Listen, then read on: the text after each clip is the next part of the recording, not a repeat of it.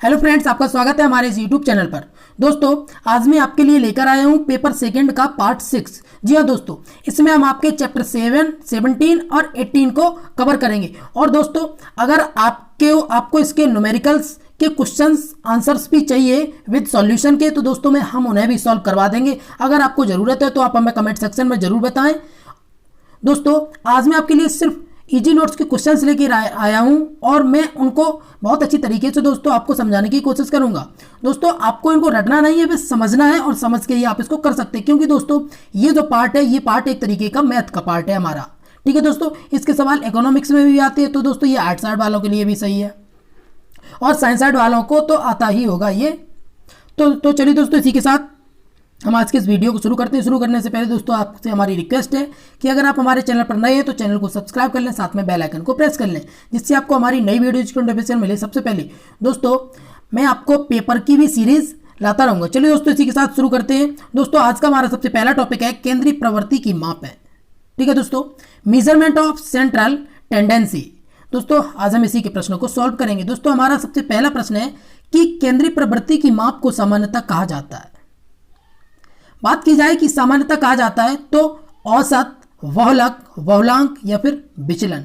तो दोस्तों, केंद्रीय प्रवृत्ति की जो मापें होती हैं उनमें हमारा आता है औसत, मध्यमान। ठीक है दोस्तों, हमारा नेक्स्ट प्रश्न है सांख्यिकी में औसत का अर्थ होता है।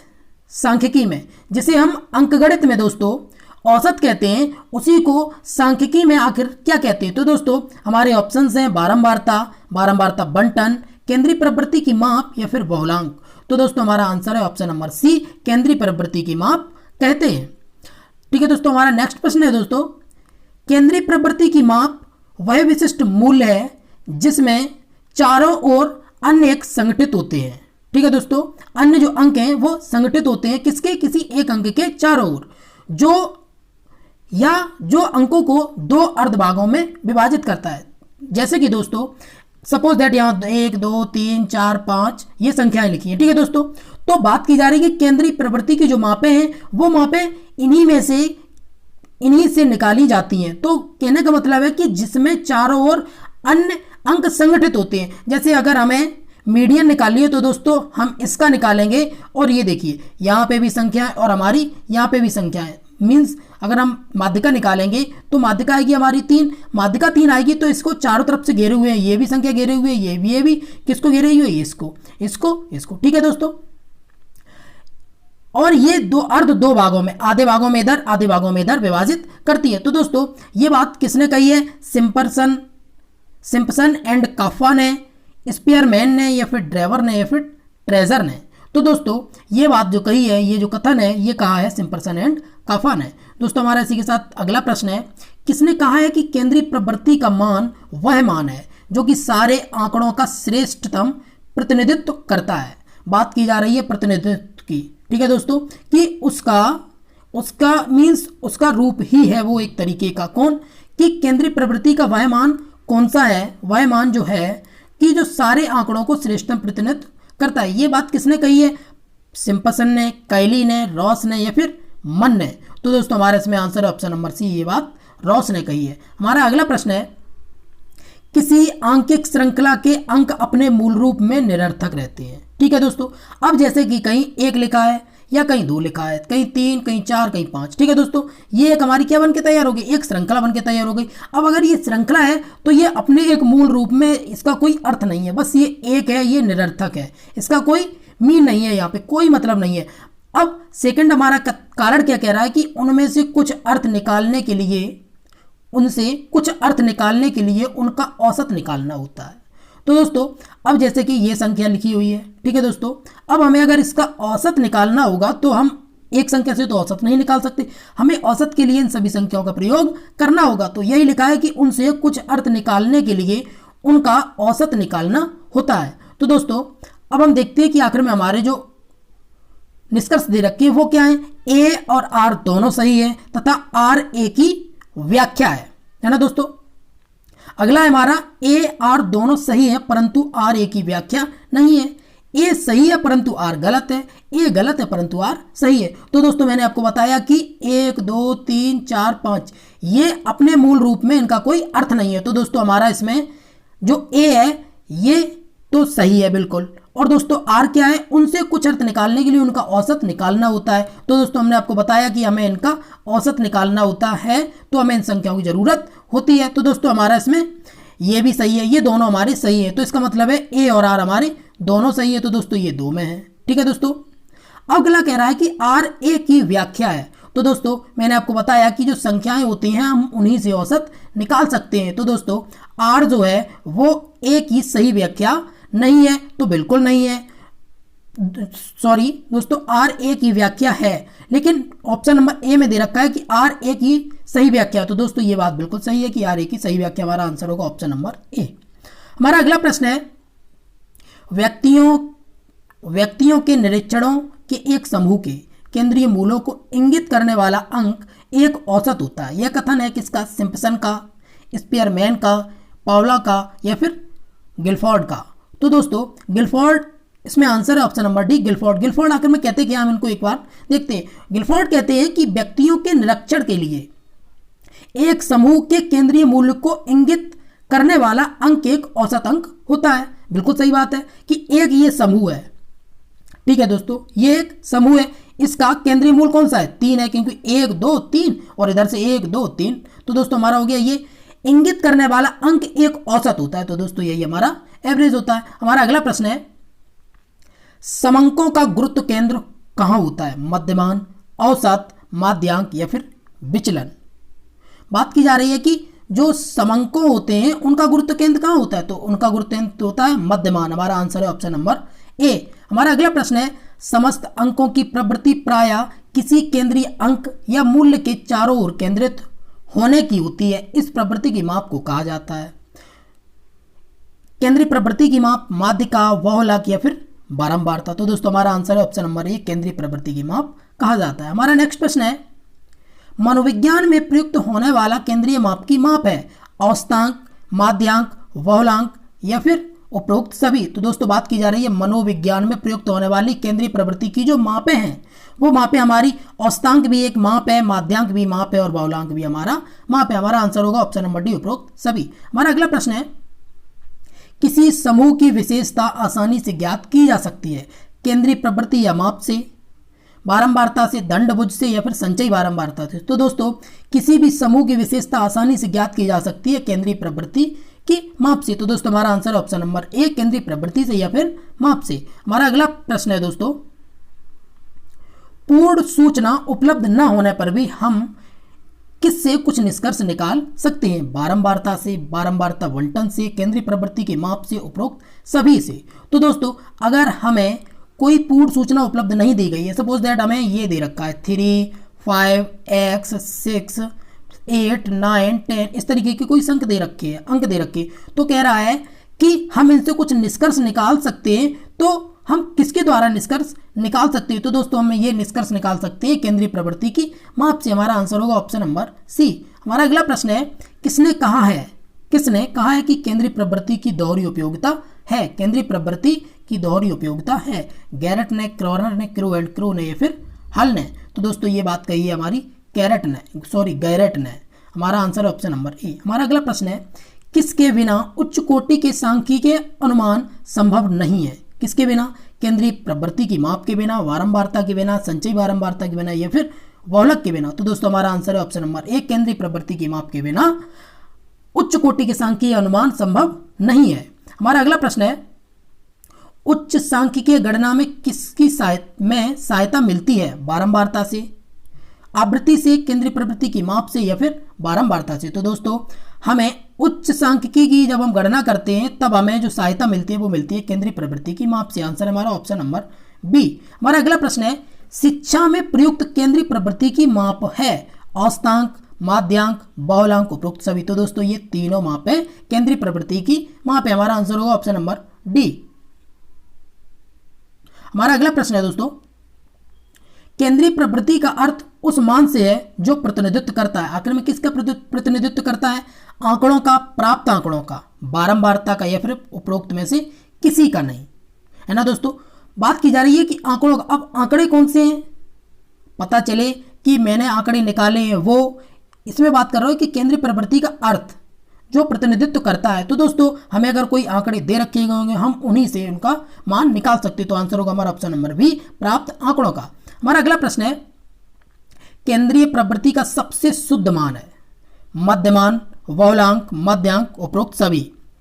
तो दोस्तों हमारा आंसर है ऑप्शन नंबर ए, मध्यमान। मध्यमान क्यों शुद्ध है ये भी मैं आपको बता देता हूं। जैसे सपोज दैट दोस्तों हमें याद ही रखा है 3, 4, 6, 7, 8, ठीक है दोस्तों, हमें ये 5 संख्याएं दे रखी हैं। अब हमें इनका निकालना है मध्यमान। तो मध्यमान हम कैसे निकालते हैं, हम इन सब का योग कर लेते हैं। ठीक है दोस्तों, इन सब को हम क्या कर लेंगे, जोड़ लेंगे। इन सब को जोड़ के और इनके ही संख्या से, ये कुल संख्या है, इसी से भाग दे देंगे। भाग किसके देंगे, 1, 2, 3, 4, 5, तो हम 5 से भाग दे देंगे। जैसे ही हम 5 से भाग देंगे तो एक संख्या निकल के आएगी, जो संख्या होगी वो हमारा शुद्ध मान होगा। ठीक है दोस्तों, हमारा अगला प्रश्न है,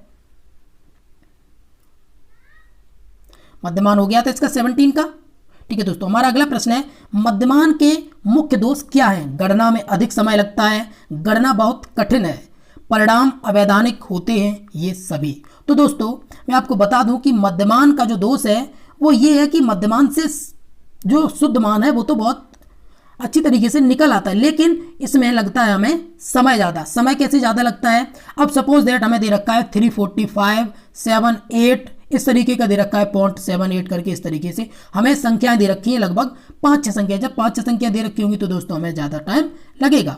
हमारा अगला प्रश्न है, मध्यमान की अपेक्षा कम शुद्ध होता है। अब मध्यमान की अपेक्षा क्या कम शुद्ध होता है, बहुलांक, बारंबारता, विचलन या फिर मध्यांक। तो दोस्तों हमारा आंसर है ऑप्शन नंबर डी, मध्यांक, इससे थोड़ा कम शुद्ध होता है। हमारा अगला प्रश्न है, किसकी गणना करने में मध्यमान की अपेक्षा कम समय लगता है। तो दोस्तों अभी यह क्वेश्चन था, अपेक्षा कम शुद्ध होता है, जब कम शुद्ध होगा तो जाहिर सी बात है उसमें थोड़ा कम समय भी लगेगा। तो हमारा आंसर होगा ऑप्शन नंबर ए, मध्यांक।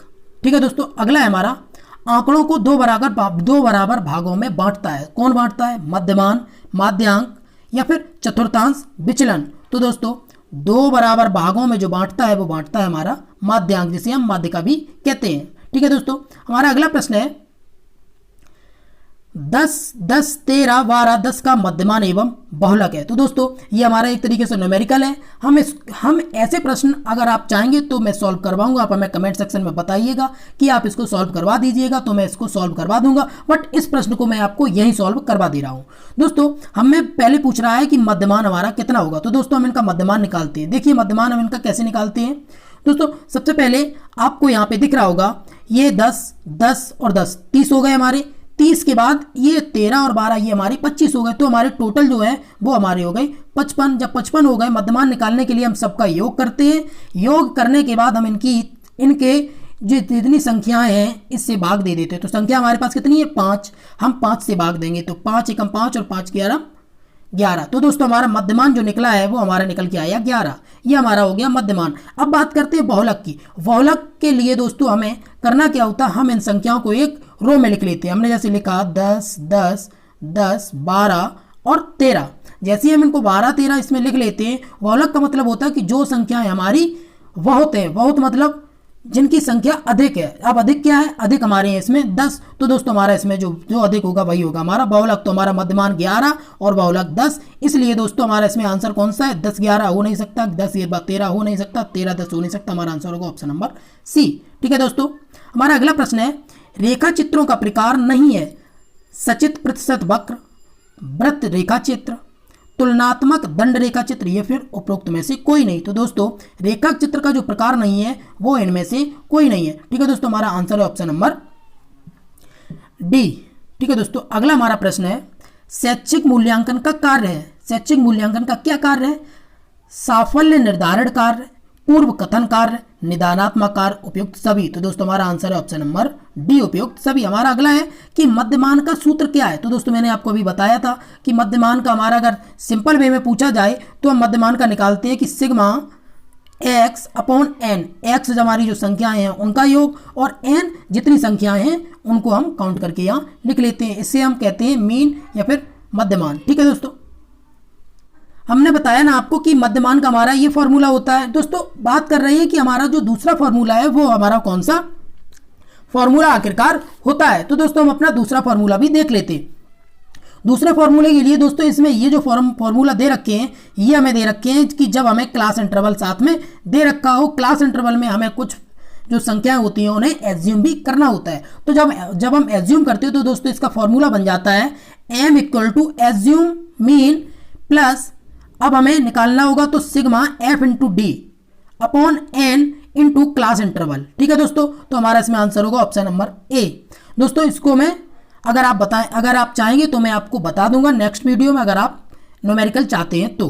ठीक है दोस्तों, हमारा नेक्स्ट प्रश्न है निम्नलिखित में से कौन संबंधित नहीं है, प्रसार, मध्यमान, मध्यांक, बहुलांक। तो दोस्तों ये तीनों केंद्रीय प्रवृत्ति की मापों में आता है लेकिन प्रसार नहीं आता। तो दोस्तों हमारा आंसर होगा ऑप्शन नंबर ए, प्रसार हमारा आंसर है प्रसार। हमारा अगला प्रश्न है 0.03 इंटू 0.012 गुणनफल है, इसका क्या गुणनफल है। तो दोस्तों मैं आपको यहीं से बता देता हूं। अब आप देखिए यहाँ 1 2 3 4, हम सबसे पहले देख लेते हैं कि कितने अंकों बाद यहाँ पॉइंट है। तो दोस्तों इसमें 3 अंकों बाद पॉइंट है, इसमें 2 अंकों बाद पॉइंट है। तो दोस्तों हमें इतना पता है कि हमें 5 अंकों बाद पॉइंट लगाना है। कहाँ से? पीछे से। अब हम देखते हैं 12 और 3, तो 12 तिया 36, तो 36 यहाँ लिख लिया। ठीक है दोस्तों, हमने जैसे यहाँ 36 लिख दिया, अब हमें 5 अंकों बाद लगाना है। तो 1 2 3 4 और 1 5। तो दोस्तों ये हो गया हमारा आंसर। अब इनमें से हम देख लेते हैं कि आखिरकार हमारा इसमें से कौन सा आंसर होगा।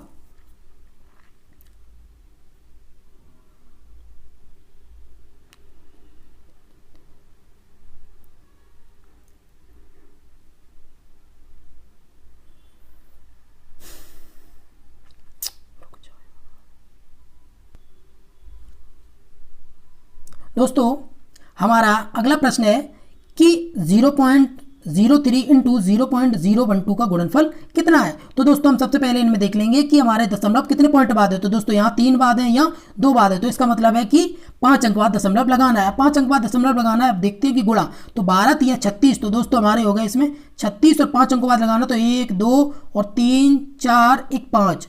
दोस्तों हमारा ये आंसर होगा। ये अगर आंसर इसमें है तो ये सही है। तो दोस्तों हम देख लेते हैं कि 0.00036 इसमें कहाँ है। तो दोस्तों इसमें हमारा कहीं पे भी नहीं है। तो दोस्तों हमारा इसमें कोई आंसर नहीं होगा। ठीक है दोस्तों, हमारा नेक्स्ट प्रश्न है निम्नलिखित आंकड़ों का मध्यमान क्या है। मध्यमान की बात कर रही है। तो दोस्तों मध्यमान निकालने के लिए इन सब को हम जोड़ देते हैं। क्या कर देते हैं दोस्तों? जोड़ देते हैं। अब हम जब जोड़ेंगे तब दोस्तों हमारा कितना होगा, यहाँ देख लीजिएगा। 15 और 10 25, 25 और 12 37, 37 और 8 45, 45 और 30, 45 और 30 75, 75 और 16 91। तो दोस्तों हमारे हो गए 91। ठीक है दोस्तों, अब देखते हैं कि संख्या कितनी है। तो 3 और 4 7 संख्या है। तो दोस्तों 7 से डिवाइड कर देते हैं, हमारा आ जाता है 13। तो दोस्तों हमारा इसमें मध्यमान निकलेगा 13, आंसर हो गया डी। ठीक है दोस्तों, हमारा अगला प्रश्न है समस्त अंकों के योगफल को इन अंकों की संख्या से भाग देने पर जो भागफल प्राप्त होता है इसे गणितीय भाषा में मध्यमान कहते हैं। या किसने कहा? ये बात जो कही है वो दोस्तों गैरेट ने कही है। हमारा आंसर होगा ऑप्शन नंबर ए। हमारा अगला प्रश्न है निम्नलिखित में से कौन सी केंद्रीय प्रवृत्ति की माप नहीं है। तो दोस्तों कौन सी नहीं है? हमारा बहुलांक भी है, मध्यमान भी है और प्रसार नहीं है। हमारा आंसर होगा ऑप्शन नंबर बी, प्रसार। दोस्तों हमारा अगला जो टॉपिक है वो है विचलन की माप है, मेजर ऑफ वेरिएबिलिटी। ठीक है दोस्तों, हम इनको भी सॉल्व कर लेते हैं। दोस्तों हमारा सबसे पहला प्रश्न है केंद्रीय प्रवृत्ति की मापों से किसके बारे में महत्वपूर्ण सूचनाएं प्राप्त होती हैं। समूह के बारे में, सजातीयता, विजातीयता, उपरोक्त सभी। तो दोस्तों केंद्रीय प्रवृत्ति की मापों से हम सजातीय विजातीयता का मान नहीं निकाल सकते। तो दोस्तों इसमें उपरोक्त सभी तो होगा नहीं, तो हमारा आंसर होगा ऑप्शन नंबर ए, समूह। हमारा अगला प्रश्न है केंद्रीय प्रवृत्ति की मापों से किसके बारे में ज्ञान नहीं हो पाता। तो हम ऑप्शन देख लेते हैं, सजातीय विजातीयता, विषम विजातीयता या फिर वर्गांतर a प्लस बी। तो दोस्तों हमें केंद्रीय प्रवृत्ति की माप से सजातीयता और विषम जातीयता का पता नहीं लग पाता है। तो दोस्तों हमारा आंसर होगा ऑप्शन नंबर डी। हमारा अगला प्रश्न है विचलन के मापों का प्रयोग क्या ज्ञात करने के लिए किया जाता है। समूह के व्यक्तियों में गुण की दृष्टि से भिन्नता, माध्यांक, बहुलांक या फिर मध्यमान। बात की जा रही है दोस्तों विचलन के मापों का प्रयोग ज्ञात करने के लिए किया जाता है। तो दोस्तों क्या किया जाता है? समूह के व्यक्तियों में गुण की दृष्टि से भिन्नता। हमारा आंसर होगा ऑप्शन नंबर ए। हमारा अगला प्रश्न है, विचलनशीलता किसी भी अंक वितरण में विभिन्न अंकों की अपने मध्यमान से ज्ञात करने के लिए प्रयोग किया जाता है। बात की जा रही है विचलनशीलता की दोस्तों, तो ये निकटतम, दूरी, ये दोनों के लिए ही प्रयोग होता है। तो दोस्तों हमारा आंसर होगा ए प्लस बी दोनों। हमारा अगला प्रश्न है, जब एक अंक वितरण में अपने मध्यमान से अपेक्षाकृत निकट रहते हैं तो अंकों की विचलनशीलता होती है। तो दोस्तों कैसी होती है? कम, अधिक, बराबर या फिर सदैव बराबर। तो दोस्तों हमारा आंसर है ऑप्शन नंबर ए, कम होगी। अब क्यों कम होगी? क्योंकि जो अंक हैं वो अगर पास में होंगे तो विचलनशीलता हमारी कम ही होगी। जब विभिन्न अंक अपने मध्यमान से दूर दूर फैले रहते हैं तो वितरण की विचलनशीलता होती है कम, बराबर, अधिक, अपेक्षाकृत। तो दोस्तों हमारा आंसर है ऑप्शन नंबर सी, अधिक होगी। हमारा अगला प्रश्न है, विचलनशीलता का अर्थ प्राप्तांकों के वितरण या फैलाव से है। यह फैलाव प्राप्तांकों की केंद्रीय प्रवृत्ति के चारों ओर होता है। यह कथन किसने कहा? गैरेट ने, स्पीयरमैन ने, या फिर ड्रेवर ने, या फिर पॉवलोव ने। तो दोस्तों हमारा आंसर है ऑप्शन नंबर ए, ये बात गैरेट ने कही। हमारा अगला प्रश्न है, विचलनशीलता वह अभिसीमा है जिसके अंतर्गत अंक अपने मध्यमान से नीचे और ऊपर की ओर वितरित या विचलित रहते हैं। यह किसने कहा? गैरेट ने, लुंडवर्थ ने, या फिर लिंडक्यूस्ट ने, या फिर ड्रेवर ने। तो दोस्तों हमारा आंसर है ऑप्शन नंबर सी, ये बात कही थी लिंडक्यूस्ट ने। हमारा अगला प्रश्न है, विचलन के मापों की सहायता से किसी समूह के किस गुण को ज्ञात किया जा सकता है? विचलन की मापों से। तो दोस्तों समजातीयता, विषम जातीयता, ए प्लस बी दोनों, या फिर पारस्परिक अवस्थित। तो दोस्तों हमारा आंसर है इसमें समजातीयता की भी ज्ञात हो जाती है और विषम जातीयता का भी गुण ज्ञात हो जाता है। तो दोस्तों हमारा आंसर होगा ऑप्शन नंबर सी, ए प्लस बी दोनों। हमारा अगला प्रश्न है, शिक्षा के क्षेत्र में किसी समूह के किस गुण को समझना आवश्यक होता है? समजातीयता, विषम जातीयता, ए प्लस बी दोनों, या फिर बुद्धिलब्धि। तो दोस्तों बात की जा रही है यहाँ शिक्षा के क्षेत्र में समूह के किस गुण को समझना आवश्यक होता है। तो दोस्तों हमारा समजातीयता के कौन है और विषम जातीयता के कौन है? हमारा आंसर होगा ऑप्शन नंबर सी, ए प्लस बी दोनों। हमारा अगला प्रश्न है, सजातीय समूह के बच्चों को किस समानता के कारण पढ़ाना आसान होता है? बात की जा रही है कि एक जैसे हैं अगर बुद्धि में, रुचि में और योग्यता में। तो दोस्तों ये तीनों ही होंगे। हमारे आंसर है ऑप्शन नंबर डी, उपरोक्त सभी। हमारा अगला है, विजातीय समूह के बच्चों को पढ़ाना सिखाना कठिन होता है। जाहिर सी बात है कठिन होगी। क्यों होगी? क्योंकि अंतर इनमें बहुत अधिक होता है, अंतर कम होता है। समानता के कारण उपरोक्त कोई नहीं। तो दोस्तों हमारा आंसर है ऑप्शन नंबर ए, समान अंतर इसमें बहुत होता है। ठीक है दोस्तों। हमारा अगला प्रश्न है क्वेश्चन नंबर 13, विचलन के मापों के प्रकार हैं। प्रसार, मध्यमान विचलन, चतुर्थांश विचलन, उपरोक्त सभी। तो दोस्तों ये तीनों के तीनों हमारे हैं। तो हमारा आंसर होगा ऑप्शन नंबर डी, उपरोक्त सभी। हमारा अगला प्रश्न है, विचलन के मापों में सबसे सरल माप क्या है?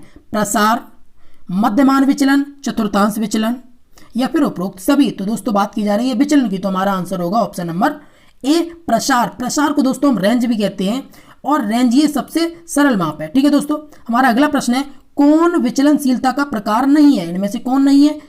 प्रसार, मध्यमान विचलन, माध्यांक, या फिर मानक विचलन। तो दोस्तों इनमें से जो नहीं है वो है हमारा माध्यांक विचलन। हमारा अगला प्रश्न है, विचलनशीलता के मापन की गणना करना बहुत आसान है। प्रसार, मध्यमान विचलन, मानक विचलन, या फिर चतुर्थांश विचलन। तो दोस्तों हमारा आंसर है ऑप्शन नंबर बी, मध्यमान विचलन की गणना करना बहुत ही आसान है। हमारा अगला प्रश्न है, किस मापन की गणना सबसे आसान है? नामित स्तर, क्रमिक स्तर, अंतराल स्तर, उपयुक्त सभी। तो दोस्तों जो सबसे निचली होगी नामित स्तर की गणना करना सबसे आसान है। हमारा अगला है, विचलनशीलता वह सीमा है जिसके प्राप्तांक अपने मध्यमान के ऊपर नीचे की ओर वितरित या विचलित रहते हैं। ये किसने कहा? गैरेट ने, लिंडक्विस्ट ने, गिलफ्रेड ने, या फिर उपयुक्त में से कोई नहीं। तो दोस्तों ये जो कथन है ये कहा था हमारा लिंडक्विस्ट ने। आंसर है ऑप्शन नंबर बी। हमारा अगला प्रश्न है, चतुर्थांश विचलन का दूसरा नाम क्या है? अर्धमाध्यांक चतुर्थांश प्रसार, अर्धमध्यमान चतुर्थांश प्रसार, माध्यांक चतुर्थांश प्रसार, या फिर मध्यमान चतुर्थांश प्रसार। तो दोस्तों हमारा आंसर है इसमें ऑप्शन नंबर बी, अर्धमध्यमान चतुर्थांश प्रसार। हमारा अगला है कि मानक विचलन का सूत्र क्या है? मानक विचलन मतलब स्टैंडर्ड डेविएशन। स्टैंडर्ड डेविएशन को दोस्तों फॉर्मूला जो है वो है हमारा option number A, standard deviation interval, ठीक है दोस्तों, वर्ग sigma D F D square upon N minus कोष्टक में sigma F D square upon N और कोष्टक का होल स्क्वायर। ठीक है दोस्तों, हमारा आंसर होगा ऑप्शन नंबर ए। हमारा अगला प्रश्न है, विचलन का सर्वोत्तम माप है प्रसार, सर्वोत्तम सबसे ऊंची माप है मानक विचलन, मध्यमान विचलन या फिर चतुर्थांश। तो दोस्तों हमारा आंसर है ऑप्शन नंबर बी, मानक विचलन। हमारा अगला प्रश्न है, मध्यमान का प्रयोग होता है मानक विचलन, चतुर्थांश विचलन, मध्यमान विचलन। तो दोस्तों जो मध्यमान है इसका प्रयोग मानक विचलन और मध्यमान विचलन दोनों होता है। हमारा आंसर होगा ए और सी दोनों, ऑप्शन नंबर डी। हमारा अगला प्रश्न है, चतुर्थांश विचलन होता है किसमें होता है? प्रथम एवं तृतीय चतुर्थांश के अंतर के आधे में नहीं होता, प्रथम एवं चतुर्थांश के अंतर का आधा ये भी नहीं होता, द्वितीय एवं चतुर्थांश के अंतर का आधा तो दोस्तों ये भी नहीं होता, तृतीय एवं चतुर्थ चतुर्थांश के अंतर का आधा होता है। हमारा आंसर है ऑप्शन नंबर डी। हमारा अगला प्रश्न है दोस्तों, अंक वितरण का सबसे अधिक प्रतिनिधित्व निम्न में से कौन करता है? प्रसार, मानक विचलन, चतुर्थांश विचलन या फिर मध्यमान विचलन। तो दोस्तों हमारा आंसर है ऑप्शन नंबर सी, चतुर्थांश विचलन। हमारा अगला प्रश्न है, किसने कहा था कि मानक एक विशिष्ट संख्या द्वारा किसी खास परीक्षण पर प्राप्त औसत या विशेष अंक होता है? ये क्रोनफेक ने कहा, पिंटर ने कहा, सी बी गुड ने कहा, या फिर फ्रीमैन ने कहा। तो दोस्तों हमारा आंसर है ऑप्शन नंबर डी, ये बात फ्रीमैन ने कही। तो दोस्तों इसी के साथ हमारा आज का सेशन खत्म होता है। आपको हमारी वीडियो कैसी लगी हमें कमेंट सेक्शन में जरूर बताएं। दोस्तों अगर आपको कोई डाउट है तो आप हमें कमेंट सेक्शन में पूछ सकते हैं और आप हमें टेलीग्राम पर फॉलो भी कर सकते हैं। तो चलिए दोस्तों इसी के साथ आज की इस वीडियो को खत्म करते हैं। ठीक है दोस्तों।